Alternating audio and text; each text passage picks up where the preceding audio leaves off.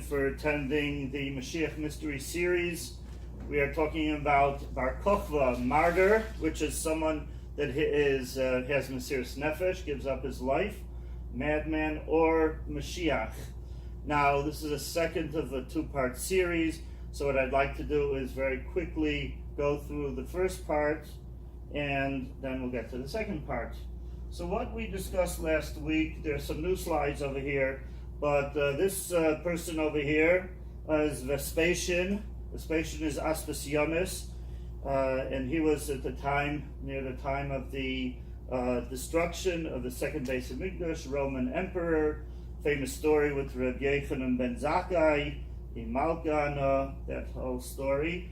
And last week we were privileged to have actually a coin, a gold coin. We brought this here last week. All of you that were here held it and saw it. And this is a coin of Vespasian. It's a gold coin that we were able to present to you last week, and among some other coins as well. Ultimately, it was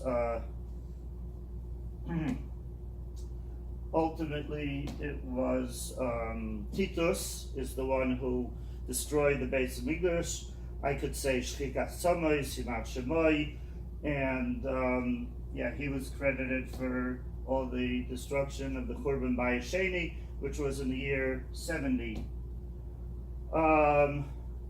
The remnants of the Jewish people, they continued rebelling until they had to flee to the fortress of Masada, where they all gave up their lives al Kiddush Hashem in either the year 73 or 74.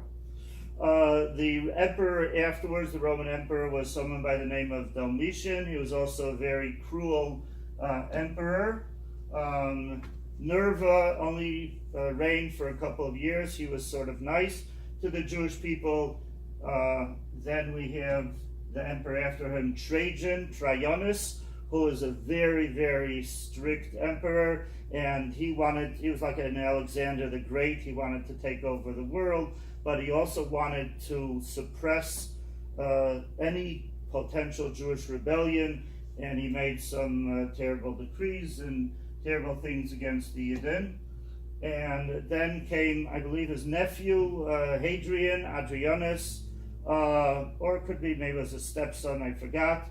But Hadrian was the emperor in the times of the Bar Kochba revolt. And we're going to be learning about him. This is the ruins of Beitar. It's the walls of the Beitar fortress, where Bar Kochba's revolution ultimately came to an end, unfortunately. Okay, this is the Talmud Yerushalmi tells us that Rabbi Yehuda Rebbe Loi, Rebbe Yadayrish Hakol Kol Yaakov HaYadayim Yadei Esav, that the voice is the voice of Yaakov, and the hands are the hands of Esav. What is the Kol Yaakov? Kol Yaakov was screaming out at what Esav did, meaning the Romans or the descendants of Esav, what they did in Beitar. The Gemora says, Reb Shimon ben Yochai, Akiva Hayadirish, that Reb Akiva darshan on the pasuk Dorach Kochba Yaakov, that a star will come out of Yaakov, Dorach Kuzba Yaakov, meaning Ben Kuziva will come out of Yaakov. And that's how he got the name Bar Kochba. And Rebbe Akiva Kadeh Bar Kuziva, when Rebbe Akiva would see Bar Kochba, he would say, Deinu Malka Mashiach, this is Mashiach. There was dissent. Not everyone agreed with Rebbe Akiva. For instance, Rabbi Yochanan ben Terosa said, Akiva Yalo Asavayim V'Lechayayich, that grass should grow on your cheeks, V'Adayim ben Navalayavayim, still Mashiach would not come, meaning that Bar Kochba is not Mashiach, and you'll be in the grave, and the grass will be growing on your cheeks, and Mashiach in the form of Bar Kochba will not have come. Rabbi Yochanan Kol Adrianus, when it says Hakol Kol Yaakov, or Vayadayim Yadei Esav, it's the son of Adrianus, Hadrian, who killed all the inhabitants of Beitar. Look at this number, folks. Shmoinim Elef Riboy. How much is 80,000 times 10,000? How much? 80,000 times 10,000 is 800,000. No, it's millions. It's like 80 million or 8 million. A lot of people. Okay. Last week we discussed that the Rambam says that we shouldn't entertain the thought that Mashiach has to do miracles, perform miracles, because Rebbe Akiva, who was a great chacham in the times of the Mishnah, he was Bar Kochba's weapon bearer, and he said about him, concerning him, that he's Mashiach, and he Dima. Now that was up for discussion last week. What does the word Dima mean? Does Dima mean fantasized? Well, let's just use the word thought or imagine, but I'll show you later on that it's something much more concrete than just an imagination. But he imagined, and all the Chacham of his generation, that Bar Kochba was Mashiach until he was killed through sins. Once he was killed, because he was killed, then they realized that he's not the Mashiach they're looking for, because he died, because he was killed. And the Chachamim did not ask him to perform a miracle, and that is a proof that Mashiach does not have to do miracles. Okay, we also have the Rambam in Hilchos Tainus, where it says that Beitar had this great king. There were tens of thousands of Yidden that lived in Beitar. They had a great king, and all the Yidden and the greatest Chachamim felt that he was Mashiach, but he fell in the hands of the Romans, and they were all killed, except for one person, Rabbi Mendel, who escaped. And it was a great sorrow, like the Korban Beis HaMikdash. Also, Rabbi Elazar Madoi was killed. The whole story with that, and Alter Rebbe, Talmud Yerushalmi. I also discussed last week about how we know who Mashiach is. Well, doesn't Mashiach have to be appointed by a Beis Din of 70 and a Navi? And what we said was that that's only at the outset, that the Rambam says B'tchila. But once we've established the dynasty, then that's fine. You know, as long as the person is, we said that as long as he's Yerush, his ancestor in Kochba and Yira, so then that's quite fine, and we don't need a Navi. But we are the ones that have to, then it's Loyal Levanav, Hazcharim Ad Olam. Okay, don't want to rehash all of this. Okay, now, the Rambam says in Hilchos Malachim, how do we know who Mashiach is? That if in Yamed Melch Me Beis David Hoige B'Torah V'Isek B'Mitzvahs and some other criteria, then we know for sure that he is Mashiach. Rambam says exactly what is it. He has to be a melech, he has to be a king, he has to be Beis David, he has to occupy himself in Torah, delve deeply in Torah, occupy himself in mitzvahs, Torah Shabbat, Torah Shabbat Peh, also to compel intellectually, if you want to say, all the Yidden to go in the ways of the Torah, and also if there's any breaches in the Torah, Reform Judaism or whatever it is, that or maskilim, or people that try to water down Yiddishkeit, he reinforces the breaches and doesn't let them penetrate and dissolve Yiddishkeit. And also if he fights the wars of Hashem, then he's Becheskes Mashiach, then we can safely assume that he is Mashiach. Okay. So what I want to do with this lecture is the primary goal of the lecture is to figure out why is it that Rebbe Akiva and either all the Chachamim or most of the Chachamim of the generation and all the Jewish people, why were they so supportive of Bar Kochba? What did they see in him? Was he just a fighter? Was he just a... So, let's dissect what the Rambam says about the different criteria for Mashiach. So, number one, Yamid Melech, that a king will arise. And we said last week, it doesn't necessarily mean that he's already established his monarchy, but he's already showing himself as a leader. However, with Bar Kochba, it could be that he was literally a king, as the Gemora in Sanhedrin tells us, that Bar Kuziva Molach Tartin Shnino Palga. Bar Kochba was a king for 2.5 years.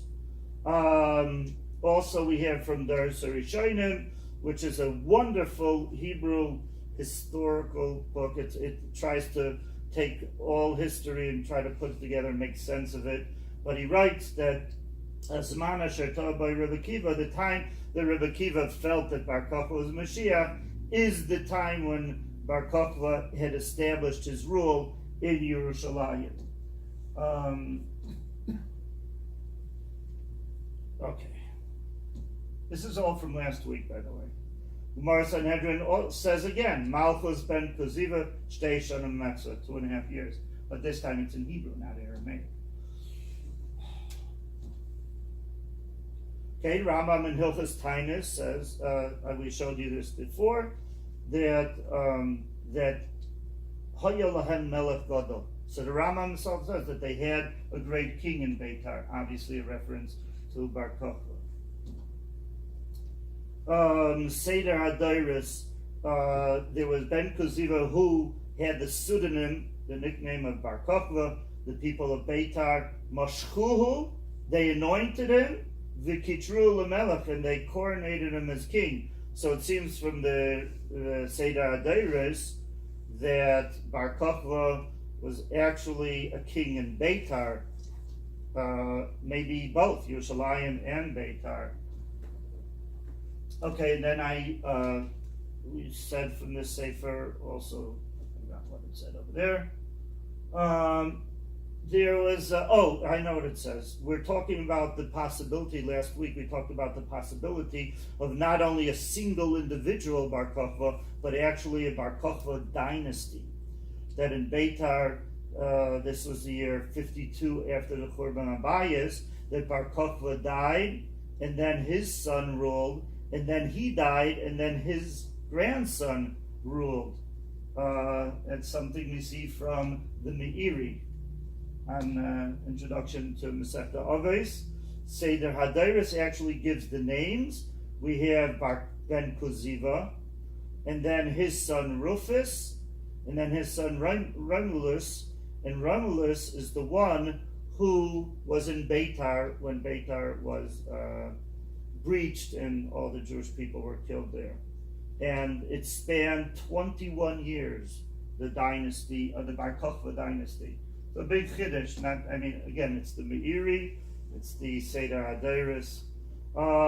We also talked last week, I'm sorry you weren't here. This week I do have one Bar Kochba coin. This belongs to me, and we'll pass it out a little bit later. But the Gemora in Baba Kama talks about not being allowed to use Madbeyos, Kuzbiyos, Yerushalmiyos, in order to be paid to Ma'aser Sheni. Ma'aser Sheni, if you want to bring the fruit to Yerushalayim, you don't have to schlep it, so you could redeem it with coins. They have to have an embedded picture, but you can't use the Bar Kochba coins for whatever reason. Rashi says these are the coins of Ben Koziva. And then we showed a number of coins last week. This is my coin that you could see soon. And it has the name Shimon. Again, we talked about last week how Bar Kochba used Paleo-Hebrew, which was the type of script that was used in the first temple era, the first Beis Hamikdash. I guess, to show his nationalistic fervor. So you have Shimon on the front, and then in the back it says, for the freedom of Yerushalayim, L'cheirus Yerushalayim. Now, I mentioned last week that what was his real name? So some people called him Bar Kochba because of Dar Koich of Liakim. Some people called him Ben Koziva because he was the son of lies, a son of deceit. Kozov means to lie. But actually, we know from documents, I'm going to show you later on, that his first of all, his first name was Shimon. We know that from documents and from coins. And also his real last name was Kosiba. Kosiba. And we know that because there was one Greek letter. In Greek, it has vowels, just like English. So it actually fleshes it out that his name was Kosiba. So both the name Bar Kochba and Ben Koziva are an aberration of Koziva. Okay, these are some, in all the coins that, okay, the coins that he uses all have, like kalim from the Beis Hamikdash. These are the Chatzotzreis, which are also called to battle. So this is a silver coin. There's another coin.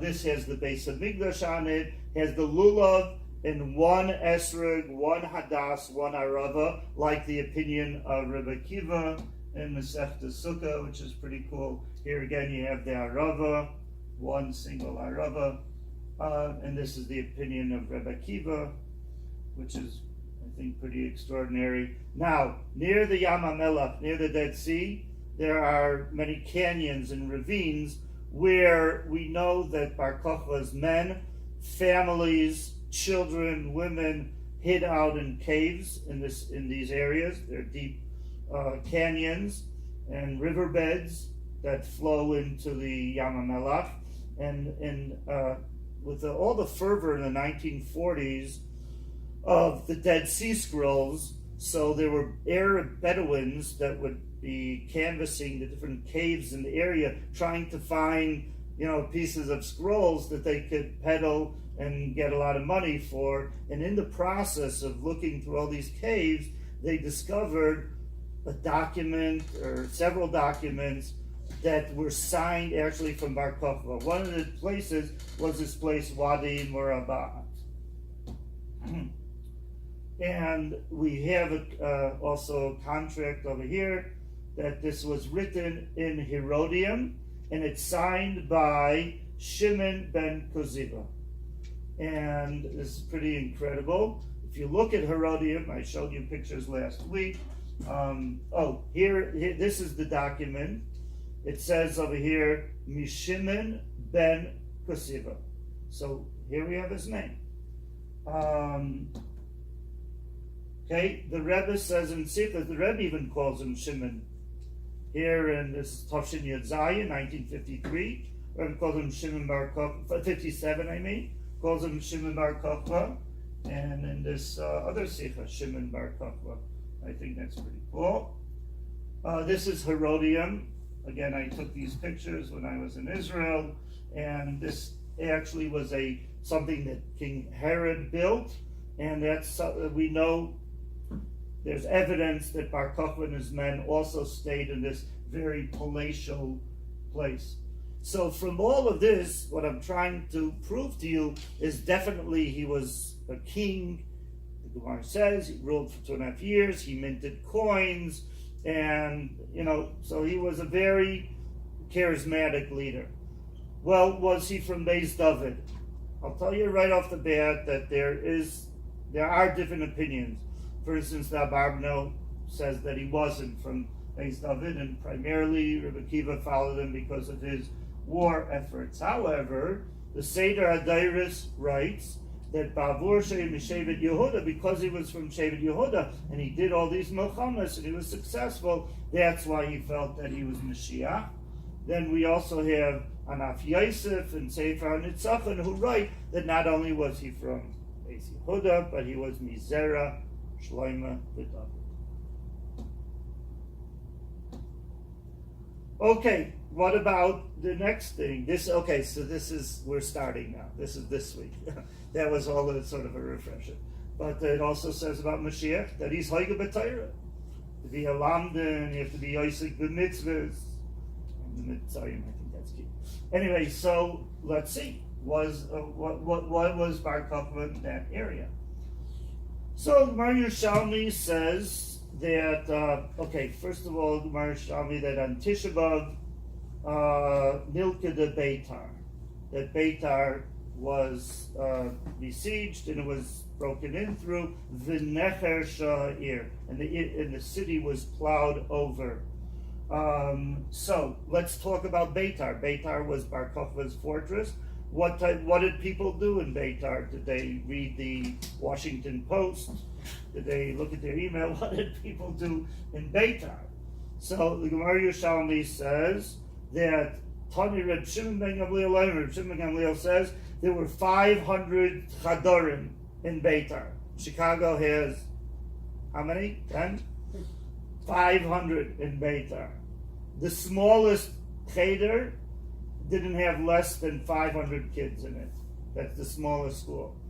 And the kids in the school would say that if the enemies would come with their styluses, with their pens, the enemies are gonna come with our pens. We're going to stab them. We're going to go against them. Yeah, that's going to be our weapons, our writing implements.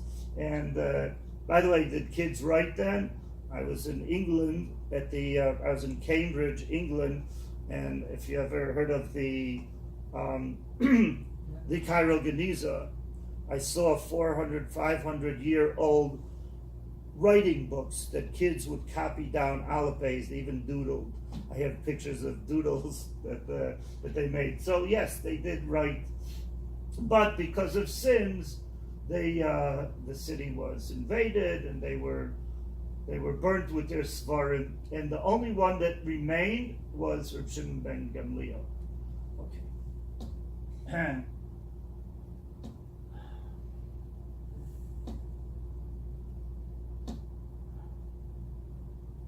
And that's also from Alter Rebbe.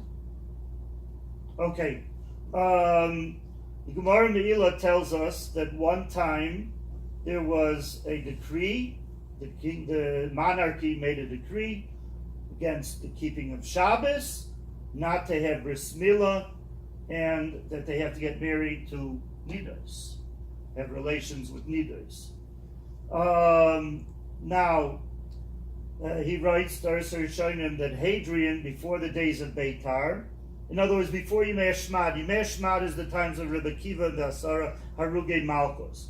But Hadrian, before that time, in other words, the times of Bar Kochba, he made his decrees as a policy of the government not to allow Jewish people to circumcise their children, not to keep Shabbos, and not to have Taras Anoshim, like we just explained. So in other words, what Daris Rishonim is saying is he's putting it in a historical context that it's in the times of Bar Kochba. Okay, there was a Hadrian's royal scribe was someone by the name of Aelius Spartianus, and he writes as follows, he writes about, is he the one that writes this? I don't know.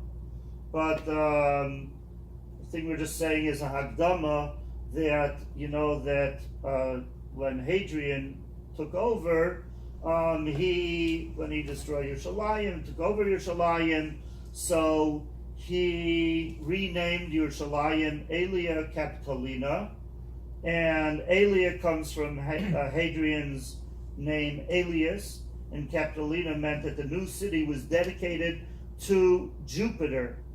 A temple was built on the site of the former Jewish temple, the Temple Mount. In other words, that on the site of the Beis Hamikdash, that Hadrian came, and just historically, at first, when Hadrian assumed the throne, he had a very nice policy towards the Jewish people, and he said that, I'll even let you build a Beis Hamikdash, and they even sort of started to build a Beis Hamikdash in the times of Bar Kochba. But what happened was that they said we need it on the exact location of the previous Beis Hamikdash. He wouldn't let, and then he got really ridiculous, and he made terrible decrees, and then he just razed the whole place, and that's what says Tzion Kasada Techaresh, that he plowed over the area, and then he built this temple to Jupiter in his name. And there's even coins. This is a coin of Hadrian, and it says Aelia Capitolina, and this is a picture of Hadrian plowing the first furrow. Tzion Kasada Techaresh. Now, in Likutei Sichos, the Rebbe writes in a footnote in Parshas B'Chukosai that the Rebbe says that in the Bar Kochba war, Korav Loimer Shaya Pikuach Nefesh, that it was a matter of saving lives, Beguf HaMelchama, Levato Hagzeres Ve'arigos, that the purpose of the revolt of Bar Kochba was specifically those decrees that we just learned about before, about Shabbos, about Milah, So his rebellion was in order to push back against those decrees and also the killings that were happening at the time.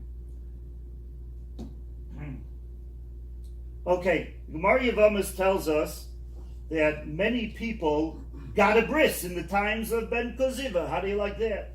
And they had bonim uvonais. What does Rashi say?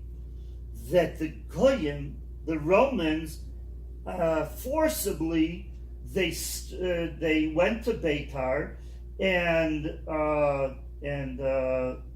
the Romans mashkum. What they did was they pulled sort of like the foreskin in order to forcibly disguise the bris of the people. What does it mean that malu? That until then there was the Romans forced the Jewish people to hide their bris, and then V'nitzcham, Bar Kochba was victorious over them, and he ruled for 2.5 years. The Chazru Malu B'Yamav, and then they had again a bris milah. It's pretty amazing. So what I'm trying to bring out over here, let's just see one other thing. Here's another opinion that this is from Talmud Yerushalmi, that Harbe Meshuchen Hayu B'mei Ben Koziva and Kulamolo, the same thing. That a lot of people did not have a bris milah; they were Meshuchen. That the bris milah was disguised, and then they had a bris milah in the times of Ben Koziva. So the Korban Eda, which is a mefarish on Talmud Yerushalmi, you have Pnei Moshe, Korban Eda. So the Korban Eda says, Shem Pnei Emas Akum Mashkor Losam, that the Jewish people did it to themselves, that they were so inhibited by the Goyim, and they were so fearful of the Goyim, that they did that to themselves, so that they shouldn't be recognized as Jews. Can you imagine what kind of culture there was, atmosphere there was at that time? And then came along Bar Kochba, and they again showed their Jewish pride in this way, that they got a bris milah. Okay. Gemora Gittin. Okay, so we have over here several things. We have about the bris milah, and what did we say before that? Shabbos. Huh? Shabbos and Eden. Yeah, but we also said that. Give me a second. We also said about the fact that there were so many chadorim in Beitar as well. Okay, now here's another area that this is about tefillin. Gemara Gittin tells us that there were 40 saw, maybe it's about 1,200 pounds, I think, 40 saw, like a mikveh, of tefillin batim that were found on the heads of the people of Beitar. Now I'm soon going to show you that when it says they found tefillin batim on the heads of the people of Beitar, it doesn't mean tefillin shel rosh, it means tefillin shel yad. I'll show you that in a moment. But that's one opinion. There was 40 saw. Rabbi Yanai says that there were 3 boxes of 40 saw of tefillin. In other words, 120 saw. Or in a brisa it says that there were 40 boxes of 3 saw of tefillin. It's basically the same 120 saw of tefillin. So is there a machlokes between the 120 saw and the 40 saw? The answer is v'loy pligi. There's no machlokes. Had the reisha, had the dara. The ones who said that there are 120 saw of tefillin is talking about tefillin shel rosh, which is bigger than tefillin shel yad because it has more compartments, more scrolls, and they were push it bigger. I don't want to go into the whole thing. Why is it 3 times bigger or whatever? But it's tefillin shel rosh is bigger. And when Rabbi Yochanan says 40 saw, that's talking about the tefillin shel yad, which leads us to the obvious question. But they were found on the heads of the people of Beitar. So the answer is that there's several answers. I'll give you one of them, and that is in a time of war, the soldiers had to hold their weapons, so instead they put the tefillin shel yad on their head, and there's room for both the tefillin shel yad and the tefillin shel rosh. Okay, but you see the frumkeit. You see the frumkeit that Bar Kochba, engendered in the people of Beitar and the people that were fighting with them, the type of individuals they are. Now,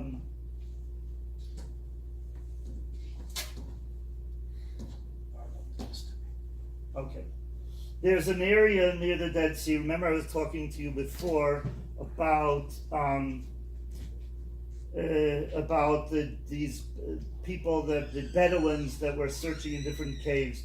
And some of the caves that they searched in was in the caves called Nachal Chever, in this canyon called Nachal Chever. How do I know that the Bedouins were there? Because they found cigarette boxes with Jordanian, Arabic writing, so they knew that they were there. And these are caves that's very hard to get to, but they made some fabulous signs in these caves. This is a view of Nachal Chever.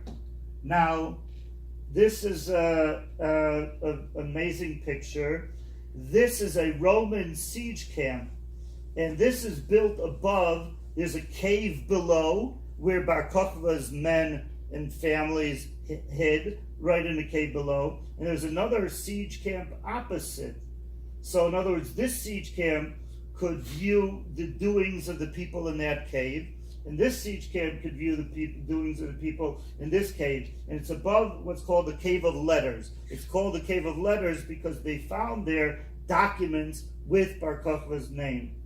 And what ended up happening is the people starved to death. They found baskets of skulls of children and women and everything, and they found a whole bunch of other things. But it's unfortunate because these are people. Okay, we'll talk about that soon.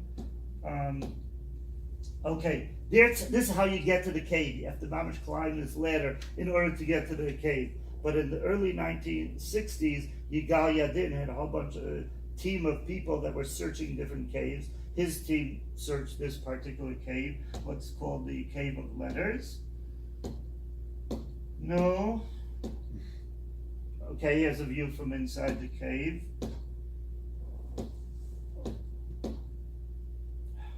Look at this letter that they found. This is a letter. It starts off Shimon.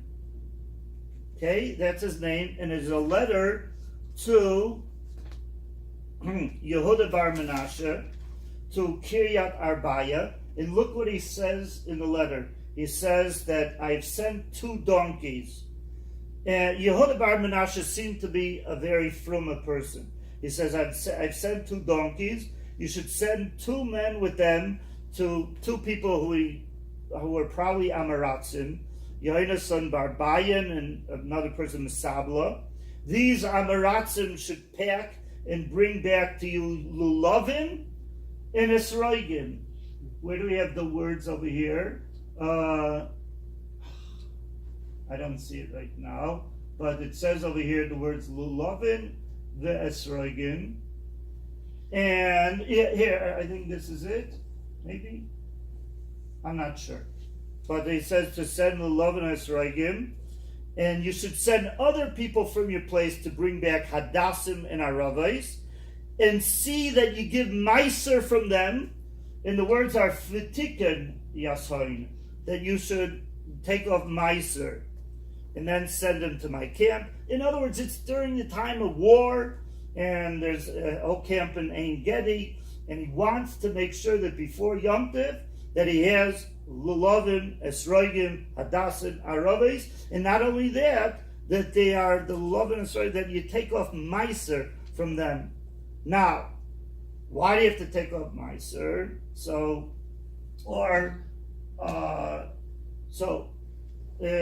Here's the words. Lulavim, Esroigim, V'tikin Yasayin. Okay, that's what it says. Now it's interesting that obviously a couple of people over here were Amaratzim, were ignoramuses, and there's the law of Demai, that you can't trust them to take off Meiser. You can trust them to give Truma, but you can't trust them to take off Meiser. So, it's Demai.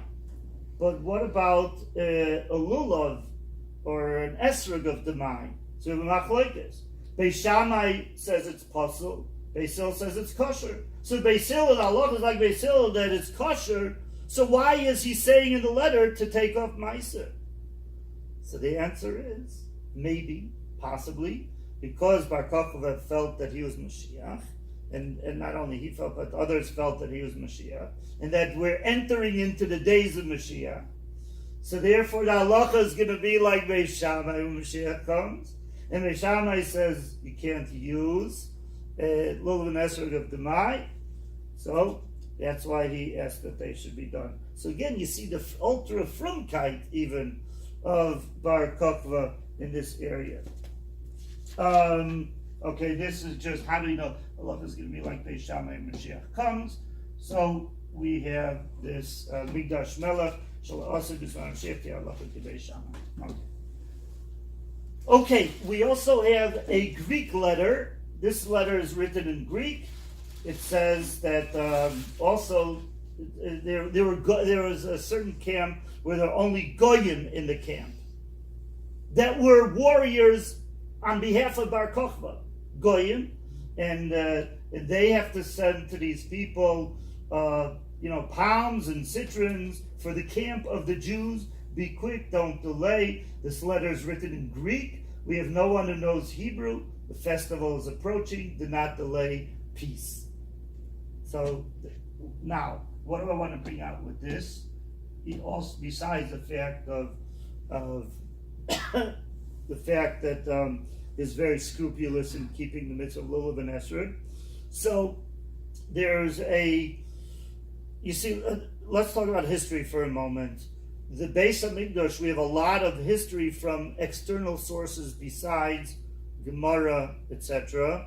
We have Josephus, right? We have Josephun, and he has much a blow-by-blow play of what happened by the Churban. But we don't have that with Bar Kochba. We have someone that lived in the next century. So this person, Dio Cassius, he's a Roman biographer who lived, I would say, about 75 or 100 years after Bar Kochba, and he writes a little bit about Bar Kochba. He has a book, Roman History. It's many volumes. So in book 69, he writes that all Yehuda was stirred up. Many other nations joined Bar Kochba's troops for personal gain, and the whole earth, one might say, was stirred up in the matter. In other words, Bar Kochba's forces were also Goyim. Now, there's a lot of people saw that the Yidden were Alagova, were on the uprise, and even Goyim joined to take part with Bar Kochba. Okay, in this cave that I showed you before, the Cave of Letters, so they discovered a basket, and they found 19 bronze objects in this cave. So you have a basket over here. Here's some pictures of the objects. Okay, jugs and pans and different things. Now, what's unique about these is that they're all Roman of origin. And a number of them, the jugs, and especially this fire libation thing or whatever, had symbols of idols, of pagan culture. You ever see these like Viking ships, and they have like at the front of the ship like a head or something like that. They had Pashat Avodah Zarah. So they found this in the caves of Bar Kochba's men. So what you mean there? And they were used. They could tell that they were used. So how do you use something from pagan culture, from Avodah Zarah? Are you allowed to use these things? So here's the answer. And here, if you look very closely at some of these, you will notice that they're defaced. That there's chisel marks right over here. Some of them, there's totally the face of the pagan was totally rubbed out, which is reminiscent. Okay, let me see. There's another picture over here. Here's some other pictures of it. Here, this is mamish, but you see the eyes. I don't know if you could tell, but the eyes are rubbed out, are chiseled out from these pagan creatures. Mythological creatures. You have Achilles over here, whatever. So this is reminiscent of what the Gemara Avodah Zarah says, that how are you mevatel Avodah Zarah if you cut off the tip of the ear, or the tip of the nose, or a finger, or you hammered it, even if you don't actually remove anything from that. That's how you mevatel avodah zarah. But it's a guy that has to do it though. It reminds me of it's an amazing thing in Shmuel Beis. It tells a story of David HaMelech. David HaMelech once conquered Ammon, and they had an avodah zarah moilach, and he got all sorts of spoils from Ammon. And the pasuk says that vayikach ateres milkoim, that he took the crown of milkoim. Milkoim is moilach. And the hoya al roisha, it was on his head. He used the crown that was on an idol for himself. He crowned himself with that crown. How can he use that? What does Rashi say? That David had a goyish friend who helped in the war against Absalom, his son that rebelled. His name was Itai Agiti. And Itai Agiti was mevatel be'avodah zarah, so David was allowed to use the crown. So these people that are hiding for their lives, they died of starvation. There's bones found over there, and there's no, it's not from, there's no bruises or anything in the skeletons. They died of starvation. But these were people that mamish were living very torturous lives, and nevertheless, they were from, and they used these things. They were mevatel the kalim that they used. So I'm telling you that, there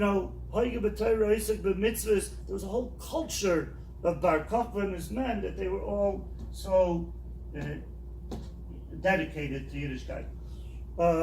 What about Yilachim Melchamas Hashem? This is the last thing that I'm going to go over. Obviously, you know that this is a stamp issued by Israel. Bar Kochba, obviously, he was a hero. He fought wars. But let's try to get a sense of the wars. So, the Gemora says that Yerushalmi, that there were 80,000 trumpeters that surrounded, besieged Beitar, and Bar Kochba was there. They had 200,000 men missing a thumb. What does it mean that they were missing a thumb? Because Bar Kochba had a method of seeing how good his warriors were. If you wanted to be in the Bar Kochba army, you had to be so brave that you had to bite off your thumb to show how brave you were. And the Chachamim asked him, how long are you going to incapacitate the Yidden? That's the only way you can check to see if they're brave. You're making them Bali Mumin. So he said, how can I check them? So they said, you know what? We have another experiment that you could do to check their heroism, and that is, if while riding on a horse, galloping on a horse, they can uproot a cedar tree, a cedar from Lebanon, then they could be part of your army. So you see what kind of people that these were. This is an interesting sikha from the Frierdiker Rebbe. Frierdiker Rebbe says that, what do we mean? Why after the thumb? Why the grubber finger? So Frierdiker Rebbe writes that, he says, Misfarnumen, we're busy in business, but the problem is that business light, Geschäftslight, business people, they talk too much, they talk too excessively, and they get too excited about their business. And the grubber finger, the thumb, represents that excitedness that they have. The tuf tam is irik. He says, something is too much, it's too excessive. But the truth is that you would have more success in Torah. He says that if you don't have so much tuf tam, then you would have success. But in Torah, farkert, it's good to have enjoyment. It's good to have excessive talking in Torah. Now he says, Bar Kochba ben Koziva hat geheißen seine Soldaten zu abhaken den Grubbenfinger. He told his soldiers that they should take off the Grubbenfinger, meaning take away all your narishkeit and your interest in other things. You got to focus. That's what he meant by biting off the finger. That forget about the focus on other things. Soll nicht haben kein tuf tam nor in milchama. Put your focus in war. That was so in other words, the biting off the thumb was supposed to be representative of putting your focus in one thing, and that's war. Okay, I just thought that was interesting. What did Ben Koziva do? He would receive the missiles from the enemy with one of his legs, and then he would throw it back at the enemy, and he would kill lots of people, and that's why Rebbe Kiva said that he was Moshiach. Gemora Yerushalmi says that ultimately Beitar was infiltrated, Bar Kochba was killed, and someone brought his head to Hadrian. And so Hadrian said, who killed him? So there was a Kuti, a Shomroni, who always had skirmishes, these people who always had skirmishes with the Jewish people, the ones that were Geirei Aroyas and Tanzanpera. Anyway, the Kuti says that I'm the one that killed him. So he says, bring me his body. Let me check it out. So he brings his body, and he sees that a snake is wrapped around him. So Hadrian says, so obviously you didn't do it. Obviously it was a snake.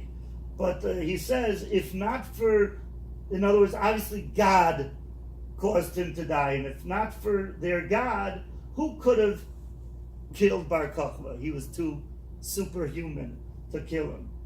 There's different opinions how he died. I mean, but not to go into right now. Okay. The Abarbanel writes that in the Roman Chronicles, I saw about many things in the great wars of Bar Kochba, and about how heroic and brave he was, and about how cruel he was against his enemies, that he even went to Alexandria and Mitzrayim, and he took revenge at the populace, at the Roman populace there, and the kingdom was spread and it was spread in the whole kingdom of Mitzrayim and in Bavel, and no one could face him. And every place that Bar Kochba would go, and his forces, so he would just spill the blood of the enemies like water, without any compassion whatsoever. And this is written in their Sfarim, in many stories about them, and that's why Rebbe Kiva was his weapon carrier. The Abarbanel also writes in Yeshua Mashiach that Rebbe Kiva thought that Bar Kochba was Hashem's hammer, and that he was there to take Nekama and from the enemies. The Rebbe writes in Likutei Sichos in a footnote, in the times of Bar Kochba, that Dima, remember I told you before, what does Dima mean? Dima means fantasize, imagine. What does it mean that Rebbe Kiva Dima? So he says Dima to the extent as megigangen b'mochama pikor nefesh al pi tzivuya. If they didn't feel that he was Mashiach, they would not have gone to war. They only followed his directives because they felt they were they had conviction that he was Mashiach. So that's what Dima means according to the Rebbe. Dio Cassius, we had him before.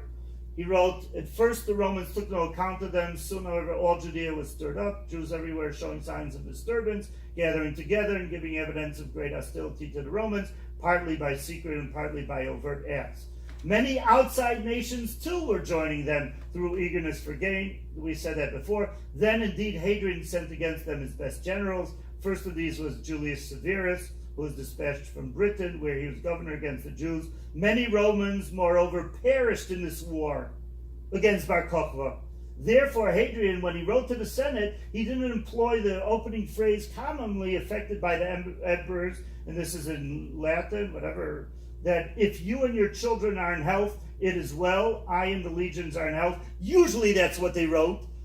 This time with Bar Kochba, they didn't sign off with this ending of a letter because they weren't in good health, because Bar Kochba was decimating them.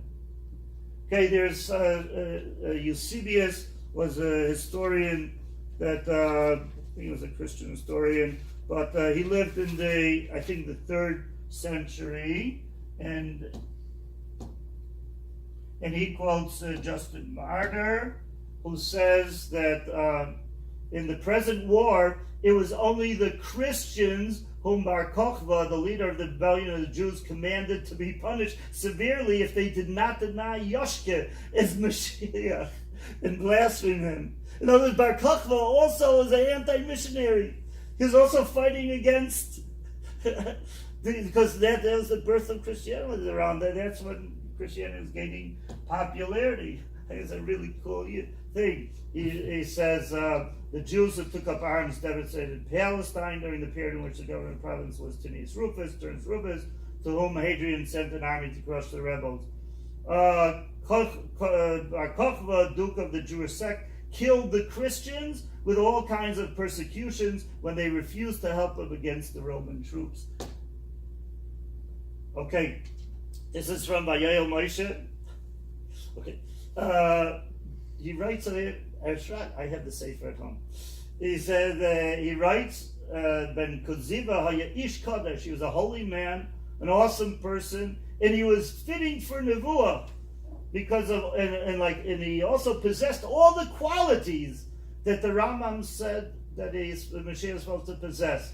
And the clear proof is from Gemora, that the Gemara in Sanhedrin, and again, it's probably Midrash's Chalukos, that the Gemara feels that Bar Kochba did have to perform Nisim, he had to smell and judge Marifadain, but the Rambam is not of that opinion, and that's why Rebbe Kiva didn't know that he wasn't Mashiach until Bar Kochba was actually killed. But anyway, the Chachamim say Nerza Anan. Let's see if he's Mashiach, if he could be Marifadain, if he could smell and judge. Wow, they probably felt really high about Mashiach. That's a madrega that even Moshe Rabbeinu wasn't able to smell and judge. So they asked him that. Obviously, they felt that, well, maybe he's capable of doing that. So his conviction is that Bar Kochba fit the bill of all of these things we talked about. I believe this is the last slide, but I'm wrong. Okay, we're almost done. Reb Barachia says in the name of Reb Levi, Kegoyel Rishon Kakoyel Ra'acharon. That Mashiach is just like Moshe. Just like Moshe, he was revealed himself to the Jewish people, and then for a while he went out of the picture. He disappeared. So also Mashiach at first reveals himself, and then he hides. What does it mean that Mashiach hides? It says,